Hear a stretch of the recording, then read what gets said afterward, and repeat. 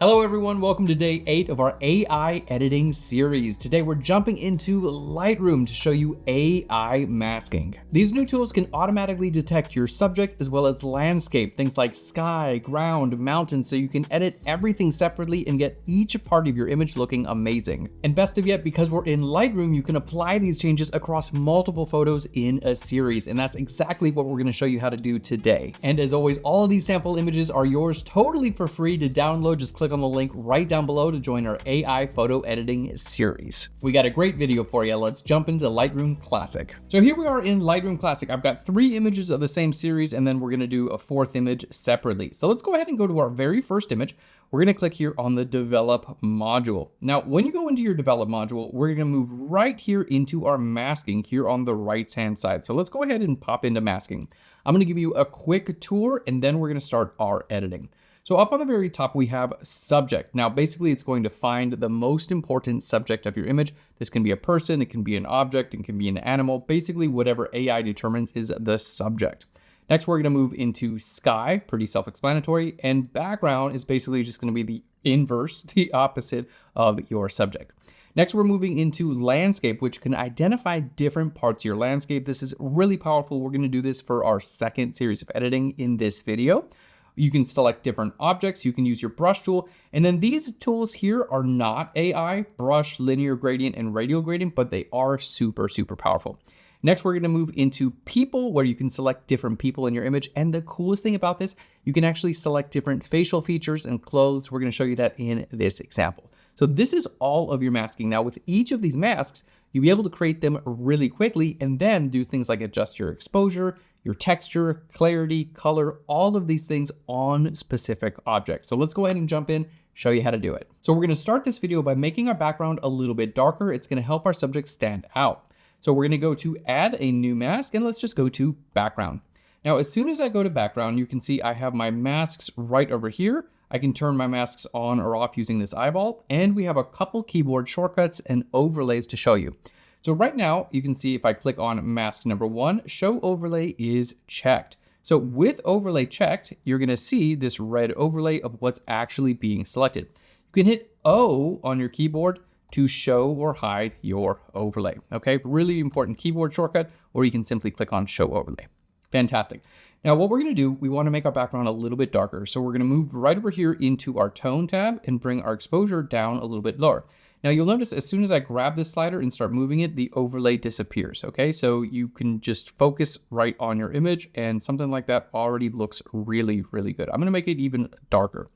Now, something that I personally love to do is I like to make the backgrounds darker, but add a little bit of light behind the subject, okay? So we've already made our background darker. You can see I can go to this mask, I can turn it off and on using this eyeball here, just press and hold there.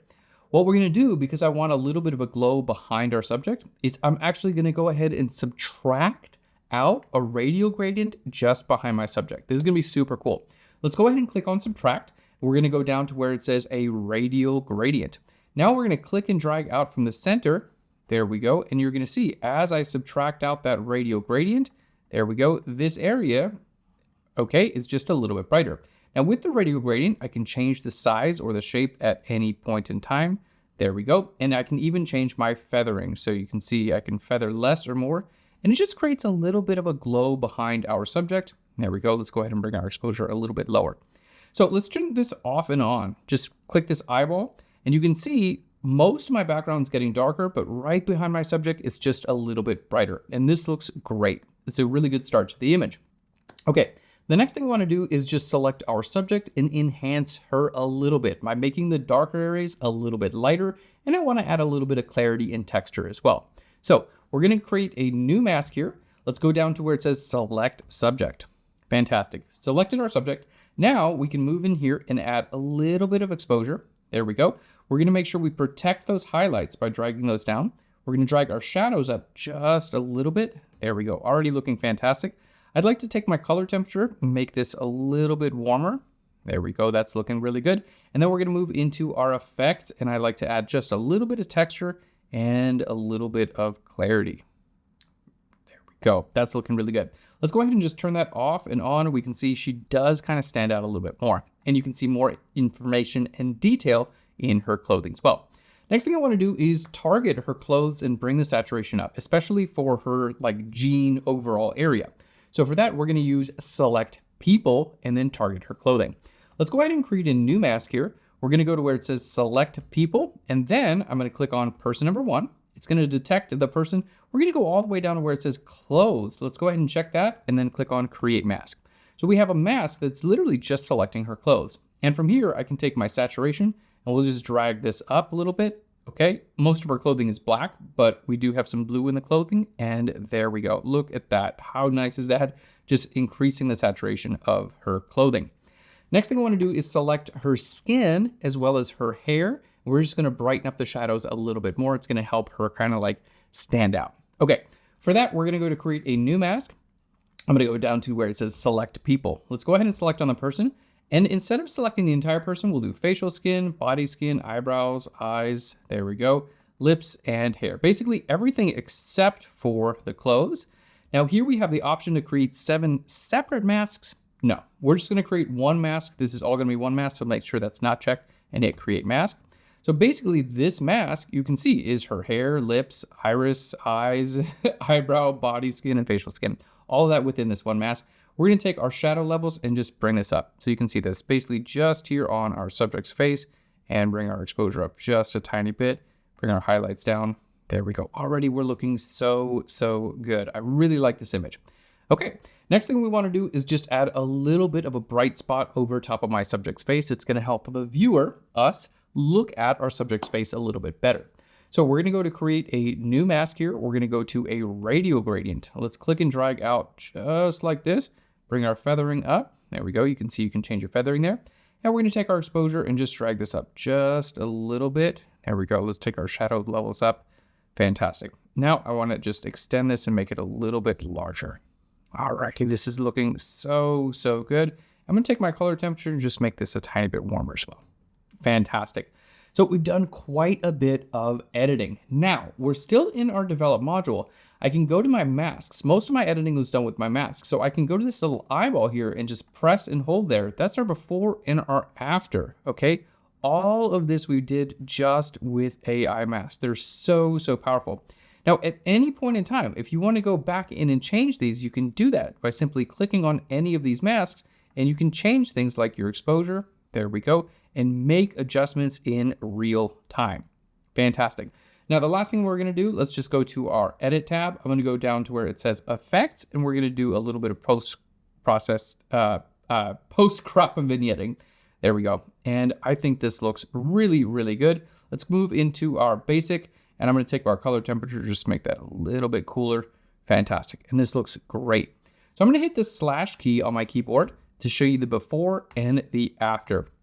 So basically what we did is shaped the light of the image to focus in on our subject. So here's our before and the after, looking really good. Now, if you decide, you know what, maybe I made her hair just a little bit too bright, not a problem. Go back into your masks. We're going to go here to the hair, and we're going to just go ahead and take our shadow level and bring that back down a little bit. Okay, so you can make these adjustments at any time. Fantastic. Now, we talked about the big benefit for doing this in Lightroom is that you can take these adjustments, all of these AI masks, and then apply them across an entire series of photographs. So let's show you how to do that. We're going to move right back into our library module, and I'm just going to hit the minus key to zoom out a little bit. So you can see this is the photo we edited. Now I'm going to hold shift and click on these other images. So you can see this image is outlined a little bit brighter than the others. This is my primary image, and these are my secondaries. So with this image selected, I can go ahead and select these other images and go down to the bottom to sync settings. Let's go ahead and click on sync settings. This case, we're just going to click on literally everything and my masks because they're all in the exact same subject group. Like all of these masks will transfer from one image to another one.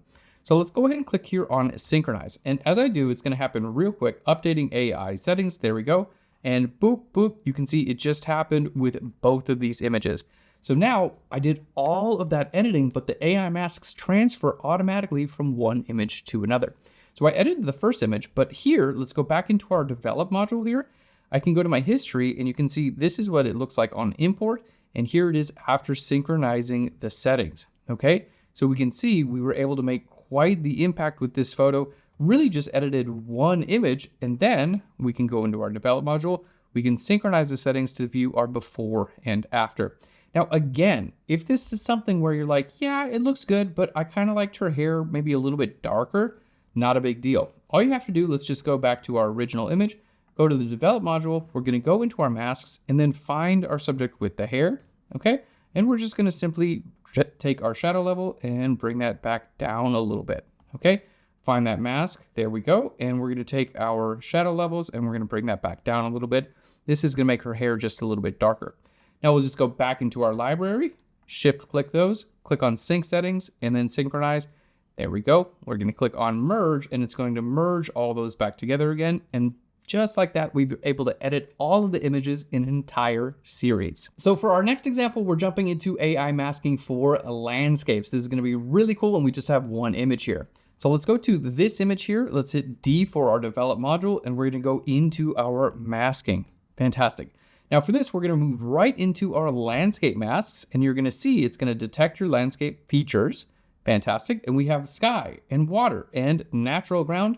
We can create 3 separate masks with each of those. So let's go ahead and click on create masks, and it labels them properly as well.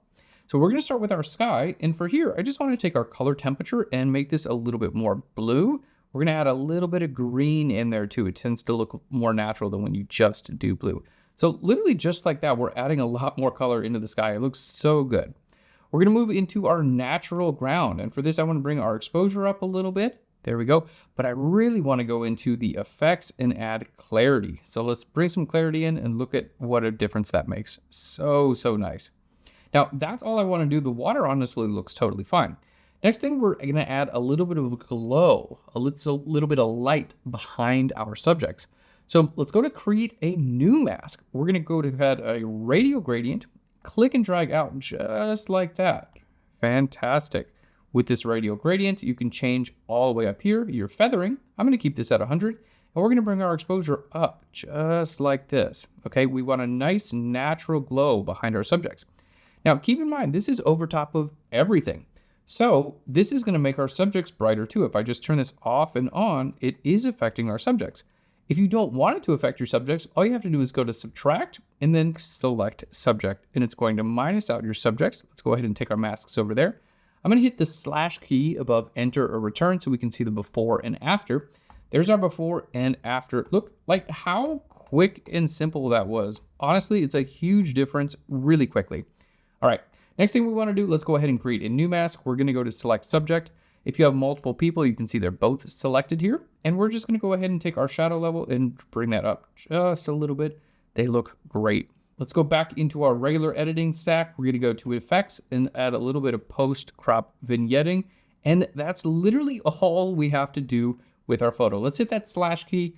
Here's our before and our after. A really quick edit that makes a big difference with AI masking. So the next time you want to edit an entire group of photos, all you have to do is edit the first image in that series and then sync them across the entire group, and you're good to go. AI masking makes it incredibly easy to make your subjects look great by adding light and focusing our eyes on what counts. Again, don't forget you can download these sample images and follow along with our entire series for free. Just click on the link right down below. Thanks so much for watching. If you enjoyed this video, give us a big thumbs up. And if you want to get more videos in our AI photo editing series, simply hit subscribe.